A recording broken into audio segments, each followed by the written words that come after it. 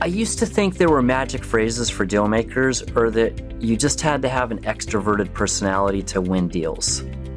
I would go in with my polished pitch, my funny intro joke, and maybe even bring a gift or two, and most times leave the room empty-handed. I also observed other people who weren't the best presenters, who weren't the smartest in the room. They didn't use jokes, they didn't bring gifts, and they closed a lot more deals than me. How did they do it? They set themselves up as trusted experts before making a pitch. And that's when I realized you need to set up your credibility. Being credible and trusted gets you halfway to closing before you even make your ask. So how can you be viewed as credible? Simple. Establish your 3 E's when you go into any deal. Education, experience, expertise.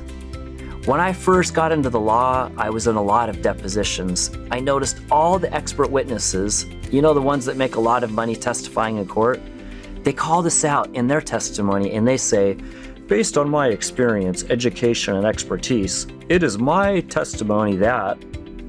And then I realized this can apply outside the courtroom too.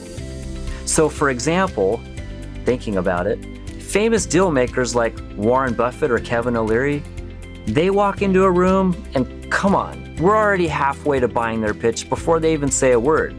Except most of us aren't that famous. So you need to slip in the 3 E's to your first conversations before you make your ask.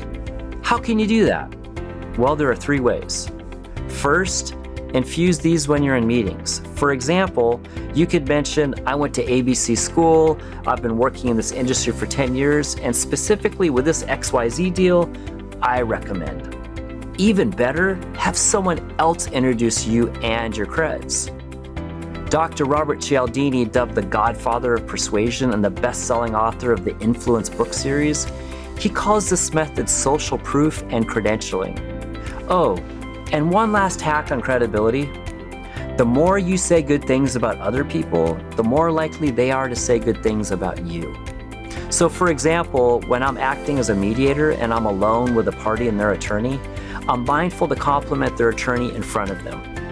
I share they made a good choice, they have a strong advocate, and I'm pretty sure they say good things about me when I'm not in the room. And this really helps at the end of the day when I'm convincing the parties to settle the case. When people respect your expertise, this builds trust and gets them comfortable to say yes.